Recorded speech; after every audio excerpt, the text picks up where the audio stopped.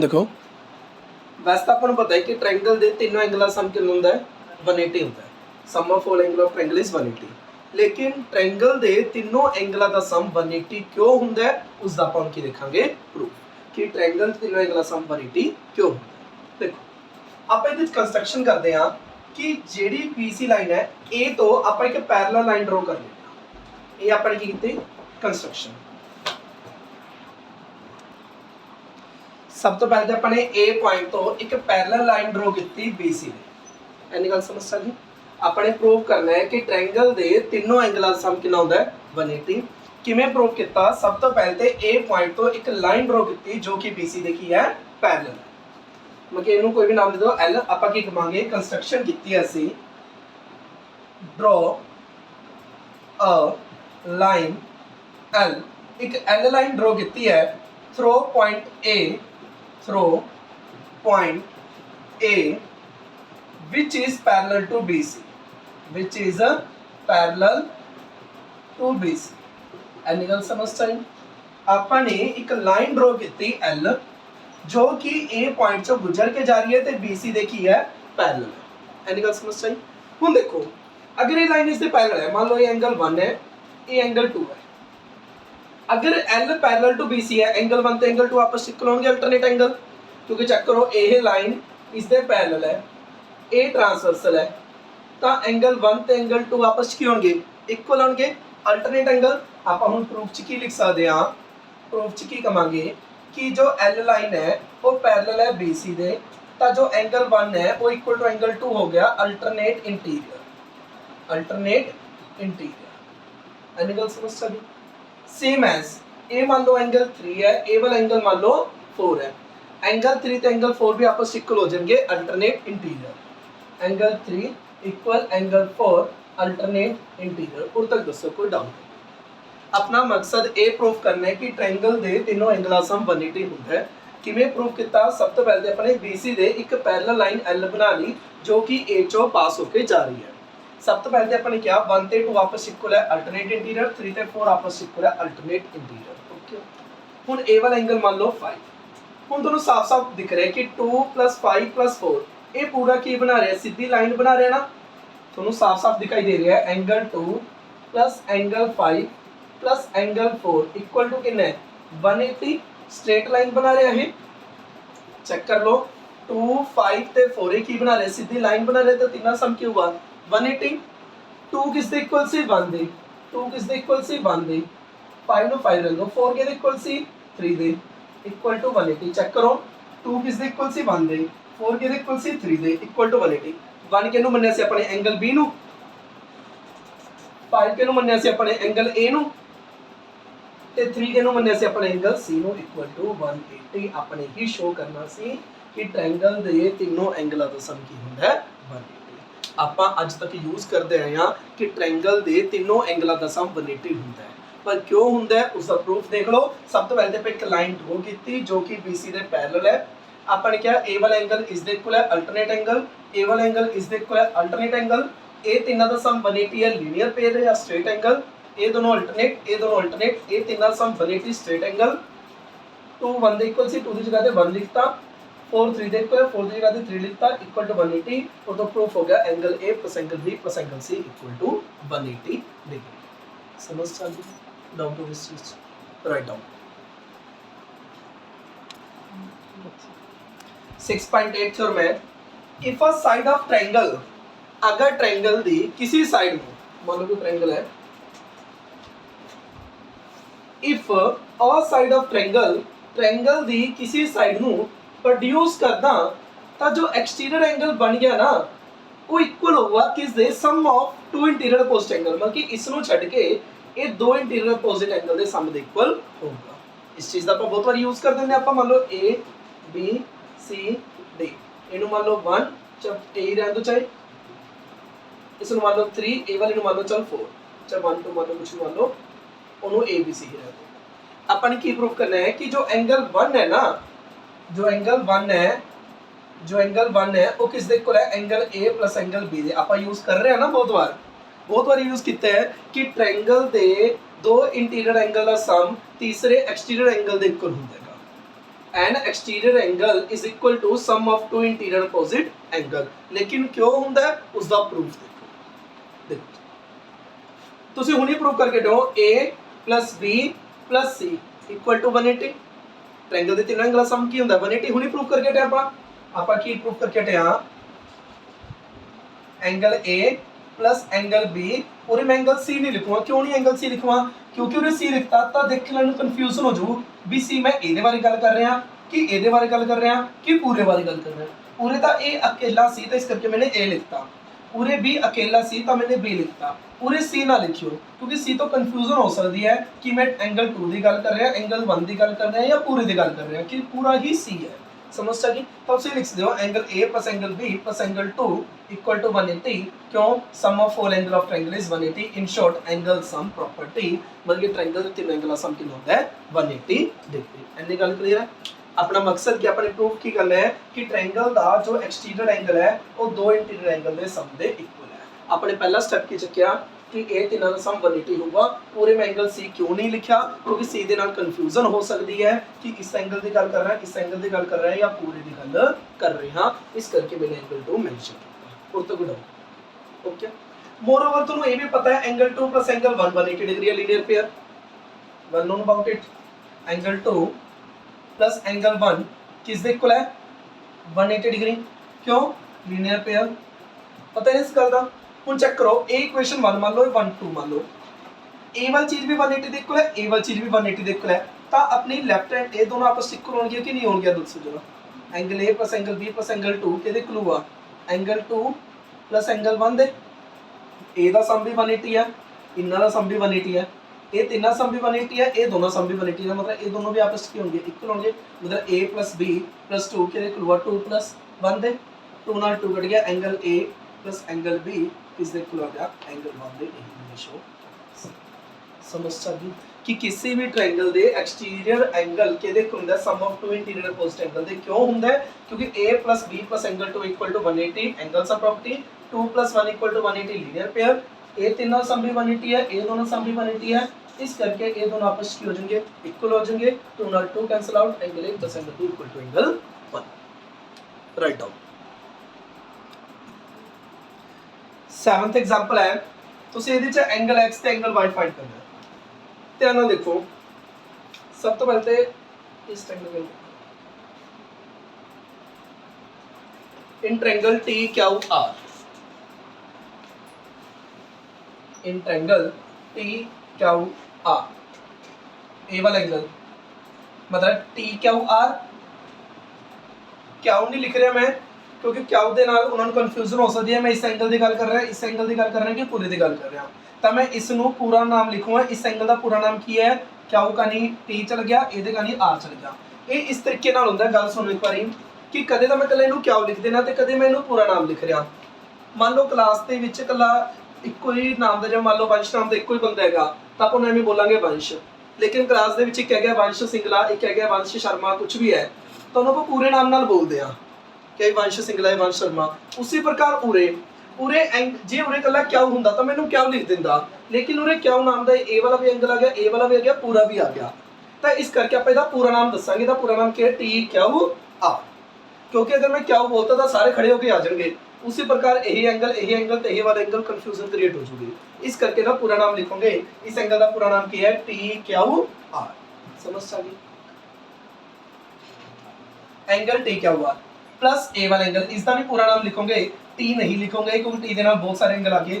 इसका पूरा नाम क्या है? टी ते बन रहा है, एक साइड क्या हुआ है, एक साइड ते आ रहा है। जिस ते बन रहा है उन्होंने विच रख देंगे ने ते एक रास्ता क्यू जा रहा है, एक रास्ता आर जा रहा है। तो क्या आ गया? Q T R.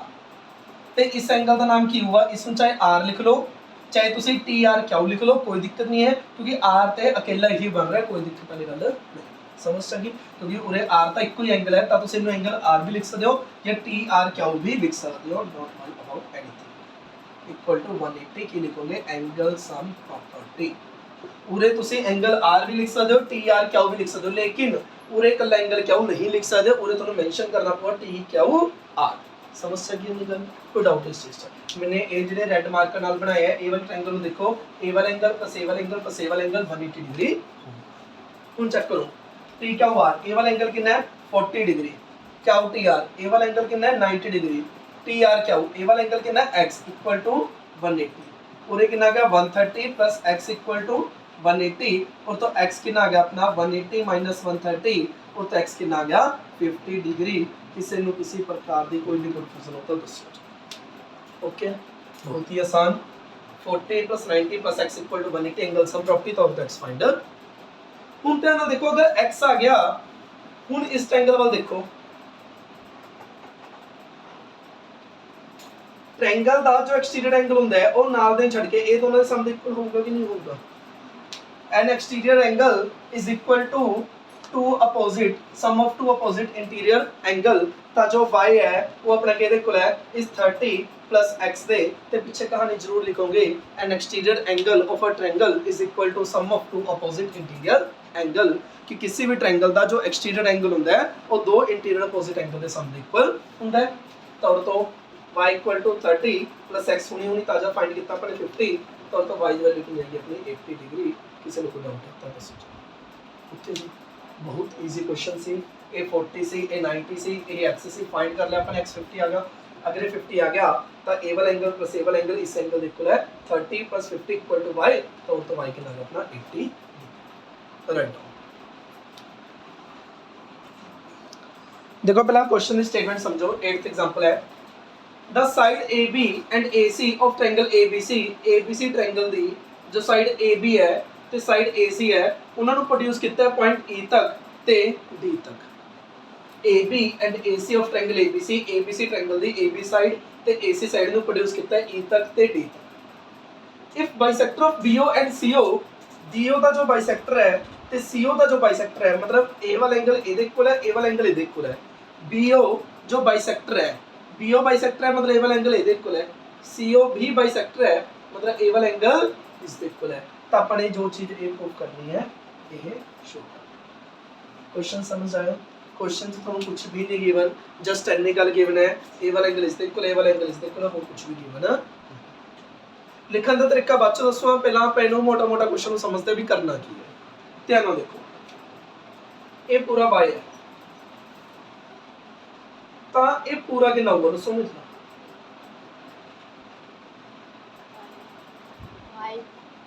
बताओ कोई समझदार व्यक्ति क्या बोल रहे हो शाबाश देखो अगर ये y है क्योंकि पूरा 180 ਹੁੰਦਾ है अगर ये y है ਤਾਂ ਇਹ ਵਾਲੀ ਚੀਜ਼ ਕੀ ਆਊਗੀ 180 ਮਾਈਨਸ y ਆਊਗੀ ਕਿ ਨਹੀਂ ਆਊਗੀ क्योंकि पूरा मतलब कि सीधी ਗੱਲ है अगर मैं ਤੁਹਾਨੂੰ ਕਹਿਦਾ कि ਇਹ 60 है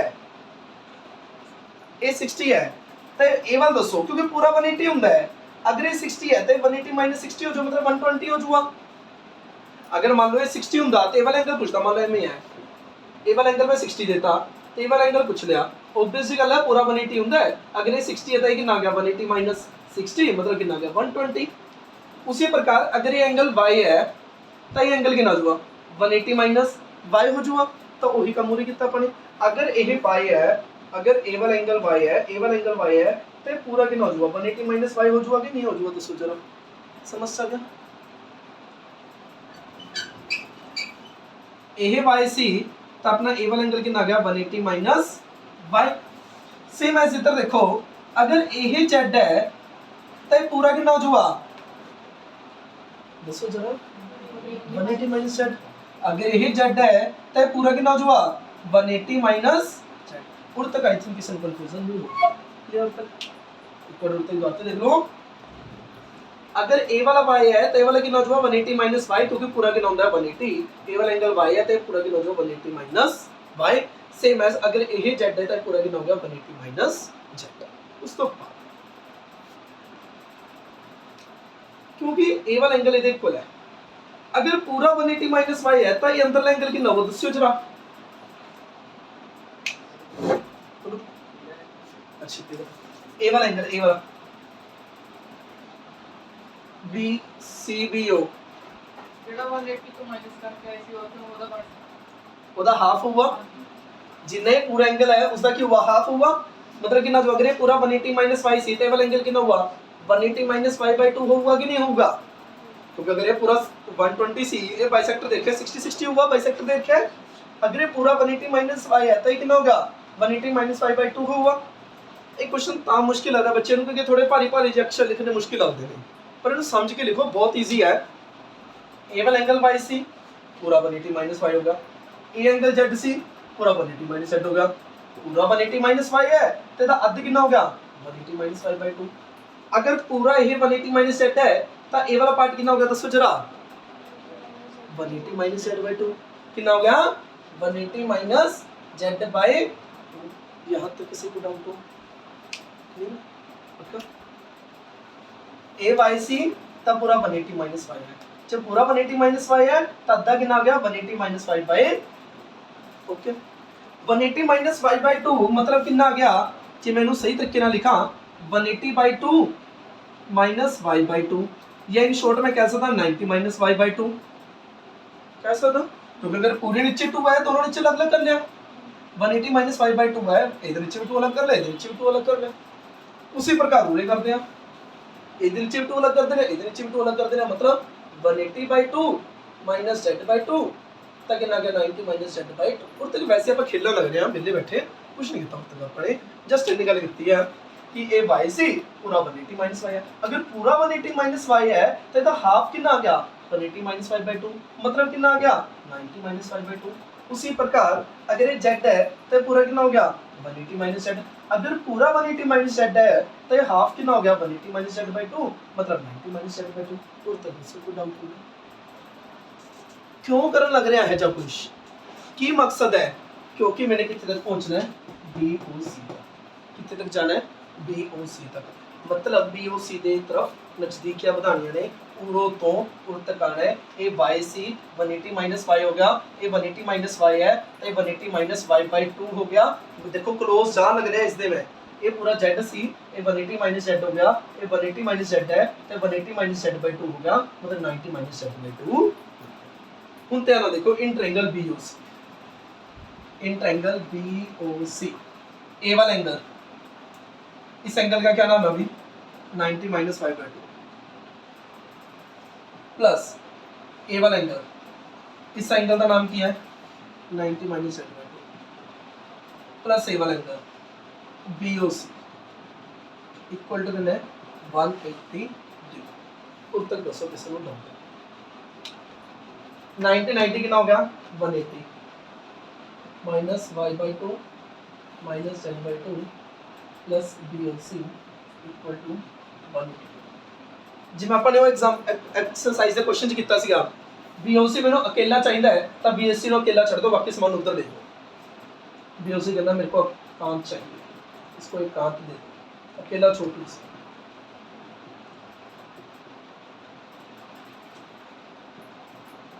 एंगल BOC इसके इक्वल आ गया y by 2 minus Z by, और तक दोस्तों किसी को कंफ्यूज या इन शॉर्ट तुम की कह सकते हो कि जो एंगल BOC है वो किसके इक्वल आ गया 1 बाई 2 कॉमन कट के y minus sorry sorry sorry sorry और तक दोस्तों समझो बहुत ही सस्ता क्वेश्चन करना लग रहा है उन्हें तक, सिर्फ अपने मकसद तक जान लग रहे हैं। पूरे y तो चले सी ए वाई सी पूरा 180 माइनस वाई होगा, अगर पूरा 180 माइनस वाई है तो ये 180 माइनस वाई बाई 2 हो गया, मतलब दोनों नीचे 2 अलग अलग करता मतलब 90 माइनस वाई बाई 2 होगा।